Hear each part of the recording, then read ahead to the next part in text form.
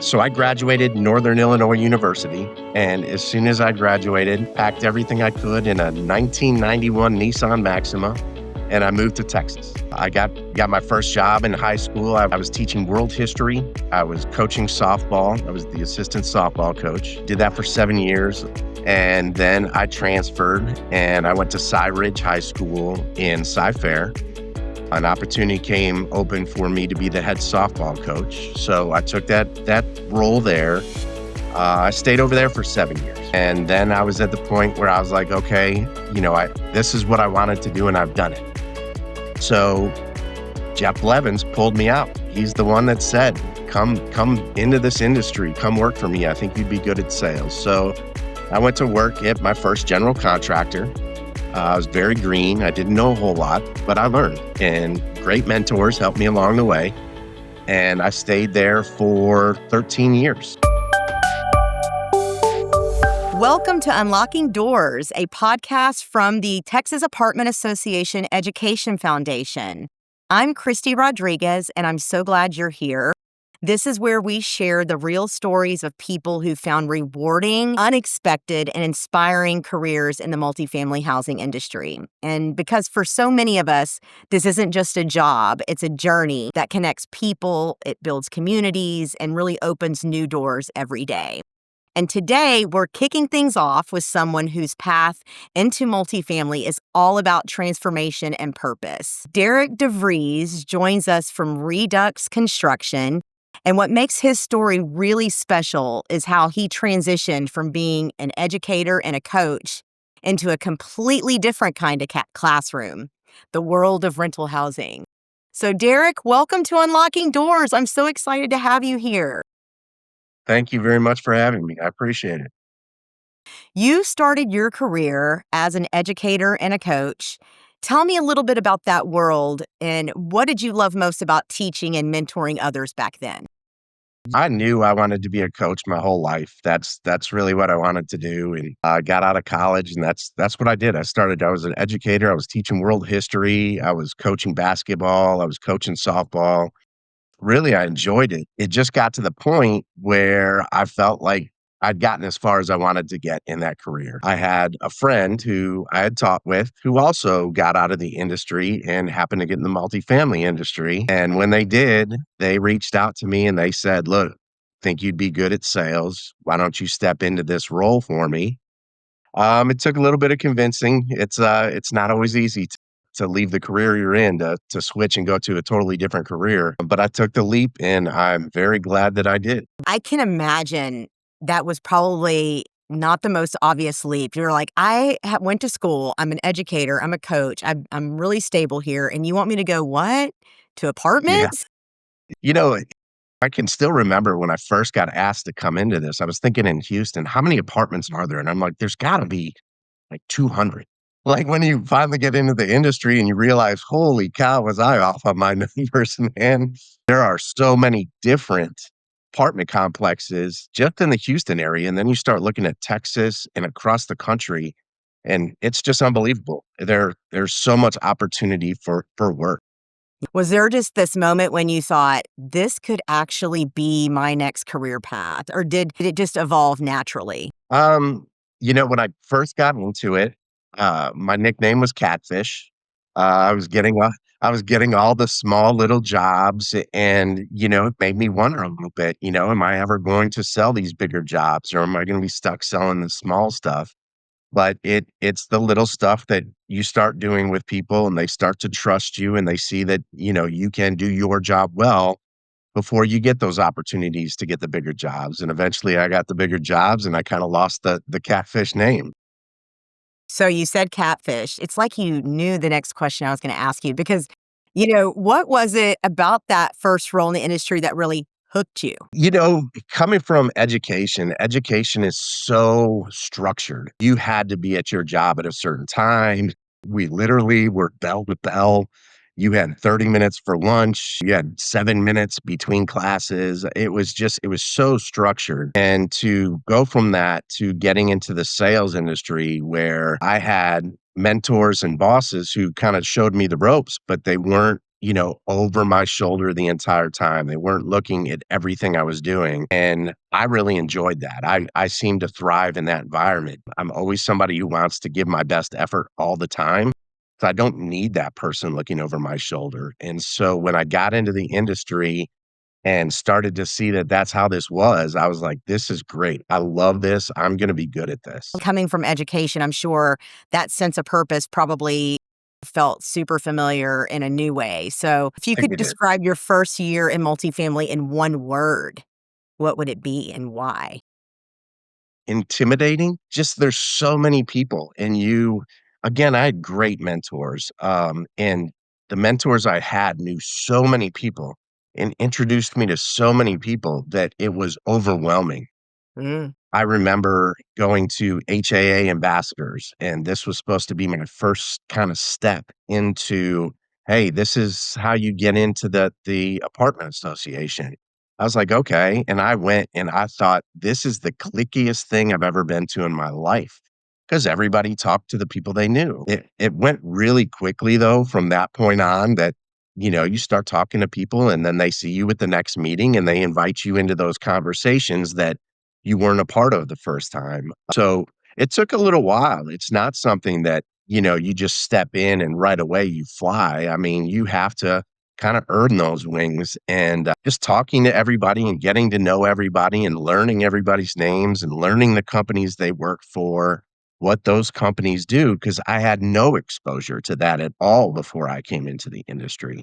So all of that was a little overwhelming. Mhm. Maybe that's a better word, is overwhelming, getting into the industry and seeing everything that is a part of this industry because it's big. I walked into a very good situation. Jeff Blevins, Billy Griffin, and Mike Koch. I'm working hand in hand with these guys, and I got to know them really before I realized how big they were in the industry. And as time went on, I realized, my goodness, I'm working with some of the best of the best. And so I absorbed everything I could from them. I tried to emulate a lot of the things that they did, how they did their jobs. Mhm. So maybe that's what kind of catapulted me a little bit was that I had such good mentors that they could show me the way. You've been with Redux Construction for a little bit now. What have you learned along the way that's really shaped how you lead and support others in your current role? So my former company it was kind of small when I started, but it grew very, very quickly and it got to be a very large company. And then moving over here to Redux, we're back to being a small company. We're trying to take those same steps that we took previously. Small companies have people who you have to wear many hats. When you get bigger, you have one role and you have to do your role very, very well. When you are in a smaller company, everybody needs help. You don't have all the people to rely on all the time. So sometimes you just need to grab your boots, put them on and do what you need to do. I would like to think that your coaching and education background to help you in this regard. Yeah, so I still am an educator at heart. Right now at Redux, we have 2 interns that are working with us, and I work very hard to educate them as we're moving through all of this. They're new to the industry just like I was new to the industry, and they're very green. So there's a lot to be learned. I've learned it over 15 years. I'm trying to speed it up for them. I don't want them to have to learn it over 15 years. I want them to learn it the first couple of years so that they can fly after that. And you were given that opportunity through your education background to really build the foundation for that. Is there a piece of advice or feedback that someone gave you in your career that has really stuck with you that you find yourself keep coming back to? I don't, sometimes we learn by failure. Ooh. And I got some feedback one time that I had taken very good care of some customers who were giving me work, but over time, they didn't feel like I was giving them as much of my time. And that feedback got back to me. And so I took that to heart. That kind of hurt. I'm a perfectionist. I like to do things right all the time. I like to give my best effort. And it really was that feedback of, are you giving your best effort right now? And so really it was that negative feedback that I got at that point that made me hey, let's look at every day and be the best you can be every single day you come to this job. It takes courage too sometimes as a leader to offer those types of feedback, right? I think it's our own personal fear sometimes to overcome, but it's inspiring to hear stories like yours where you've been so successful. There are people that have been doing, their current careers and it's not fulfilling. It's not something that gives back to the community. And that's one thing about our industry, especially with what you do at Redux. I don't know if you want to touch a little bit on that, on how what we do in this industry and specifically what you do at Redux, gives back to community. Well, if I can take one step back, what you were saying about coming from other industries, I still have teacher friends, people that, I taught for 15 years. So I have those friends still. And education has changed a lot over 15 years. And there are a lot of them that are looking for, hey, else can I do? Or what's my next step? Some of them are starting to get to that point where they could retire from education, but they can't really retire overall. I've told a number of people, I think you and I have talked about it before, that there are educators out there right now that wanna get out of that industry and are looking for another path. I have some friends also that are police officers, and it's the same type of thing. They don't have that same passion. They don't feel as appreciated as they did when they started at that job. So I think those 2 specifically, those 2 professions have professional people in them that, like I said before with teachers, they're used to being on a bell. I mean, they're gonna be where they need to be, doing what they need to do, documenting things all the time. And I really feel that is such an untapped revenue or untapped, place for us to bring in people into this industry. Not to mention, and I'll say this, but not to mention that they're getting paid at a much lower rate than they could probably make if they got into our industry. So that was step 1 to your point that you were saying before. Being in the role I'm in, and I went through sales. I did sales for a number of years, and then I became a regional director of sales. And now coming over to Redux, I'm a director of local sales. All of those positions that I've been in, I really feel like my teaching background helped out of those, especially when I got to the point where I had people reporting to me. I felt like I still had that coach in me. I still had that teacher in me that I was trying to help them every step of the way that I could. Of all the roles that you've held in this industry, which role do you believe has helped you define or shape the rental housing industry the best or helped you learn? You know, it's funny, it's not the role of my job, it was the role of the HAA. When I got into the HAA and I got on the PSC board, you finally have that true voice where you can say how you feel the industry is going or where you see that there may be some issues with the industry. During my role of that time, we had some tremendous HAA presidents, and they were always open to listen. And some of the stuff I felt like I brought to them was not always the popular opinion, maybe, or the thing that people want to hear. But they all sat down with me. They all listened to what I had to say and they took stock of it. Some of those changes got made. We made changes along the way and some of them didn't. But I felt that that has been my biggest contribution.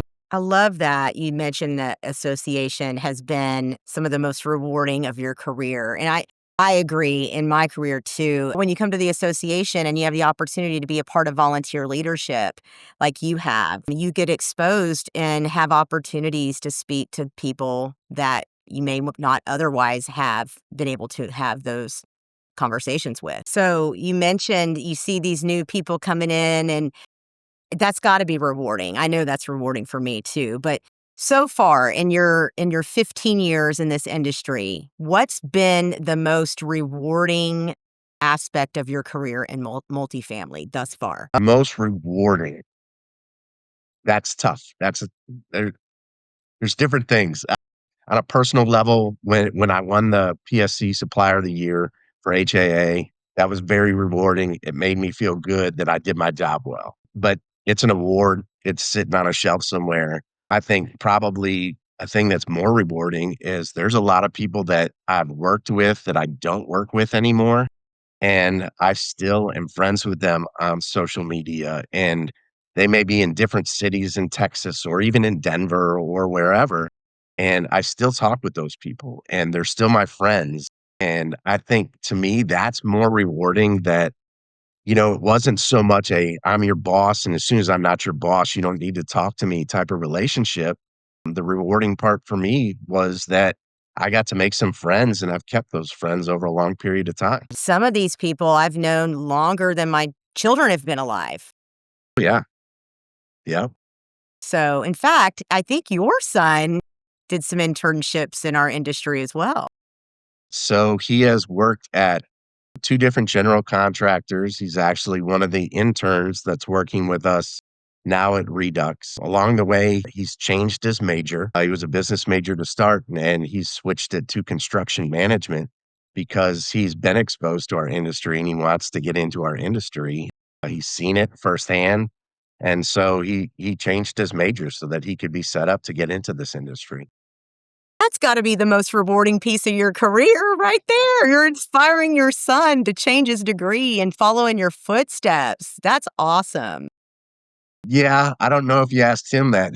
He would say he's following my footsteps, but yeah, I mean, I've I've had the opportunity with him as an intern here in Houston that there's been days that we've worked together where we've, had to go visit sites and we've worked on job sites together. And that really is a lot of fun. We have 2 different relationships for sure. We have a father-son relationship and then we have a work relationship. It's kinda neat. It's kinda fun. It's fun to watch him grow too. I've brought him to ambassadors meetings and I really was kinda at first thinking he would stand right by me the entire time, and he didn't. He went out, he started talking to people right away, and he's made some friends in the industry doing that, and so, yeah, it's definitely neat to see, and, with so many people I know, we took a picture where there was, like, 4 of us who our children are now getting into the industry. We took a picture of that, and so it was neat to think, 10 years from now, those may be the leaders of the PSC. Those may be the leaders of, HAA or whatever, and so, yeah, it'll be fun to watch even as we retire or get out of here, we're still gonna have that tie to this industry, and we're still gonna watch and see who these people are. Yeah, I'd like to think that, as somebody too whose children are now in the industry, it's so neat to, shop talk after hours about like what they're seeing and seeing things through their eyes. And I'm just curious if there, because I know for myself this is true, but have there been any aha moments through some of those conversations where you're like, "Oh, I never thought about looking at it that way," or "That's different." Well, there was a big aha moment when he first told me that he wanted to get into sales in this industry, and we had to sit down and have a real conversation of what sales was because he had seen sales at home. When I came home at night, and I came home from a Texans game, or I came home from a golf tournament, or I came home from, an event that we dressed up for. Those were the things that he remembered, and that's what he associated with sales. And so we had to sit down and have the real conversation of January 1st, you've sold nothing, and so every year you gotta go out and you gotta prove yourself. And it was a very good father-son conversation to have. I know I'm gonna remember that conversation all my life because it was just he and I sitting there talking about what I actually do and not what he saw that I did. I love that. Changing lives through perspective and even impacting your own child's life. I love that so much. So, if you weren't working in the rental housing industry right now, where do you think you'd be working? You think you'd still be an educator? I do, I Okay. do. I have to give that credit again to Jeff Levins. Jeff and I met as teachers. He used to be a teacher as well. We both taught social studies at the same school, and he's the one that got out of education and got into multifamily and eventually kind of was the one that came calling and said, look, you'd be good at sales here. It was a very scary jump. I'm not going to, downplay that. It was a scary jump to go from something I knew I wanted to be from the time I was like 13 to get out of that and get into a completely different career. That's a scary step, and you just don't know if you're gonna be successful at it. You have to come in and go at it full bore, 100%, give it your best. So, those educators out there listening to this podcast, let this be your inspiration that if you feel stuck or you're, wanting something different, just like Derek, you too could join our industry and make a career path for yourself. And I do believe financially you have been a little bit more successful in our industry potentially than. Yeah, just a little bit. Yeah, you do sales and you get some commission checks and you're like, okay, I like this industry a lot. This is a lot of fun. Yeah. Well, before we wrap up, I'd like to end this episode with one final question. And that's All this. right. If you could hand one key to success to someone who's just starting out in the rental housing industry, what would it be and why? So I'm going to speak to the vendor side and I'm going to say, as a vendor, you have to go get it. This is not an industry where you can sit back and wait for things to happen. You have to be the one to go make them happen. That would be my advice. If you get in here, you got to give it 100% and you got to be willing to go, go, go. That. And that translates so well. That's a powerful answer. And thank you for sharing that and for opening up your story with us today. Is there anything else that you would like to leave with the audience? I'm just going to say that this industry has been so good to me, and I've made so many friends in this industry, and I've been taken care of. I mean, you and I have known each other for 15 years, and I think it was my first year that we met, and we still talk. We still have those communications. We've gone to Astros games together. We've done some of that stuff. I think this industry, and everybody says it, and it seems like it's cliche at this point, but it really is family. There are so many people here that actually care about you, and we take care of one another. When we hear about people who have, different difficulties in life, there are people in the industry who aren't working with you or whatever, and they still step up and they still help out. You can't burn any bridges here because the people who are in this industry aren't leaving it. They're going to stay here forever. They may switch jobs. They may move from company to company. They may move from vendor to management. But yeah, it's not an industry that people come and go. It's an industry people get in here. Once they're hooked, they're hooked. And so make friends, enjoy your time. It is family.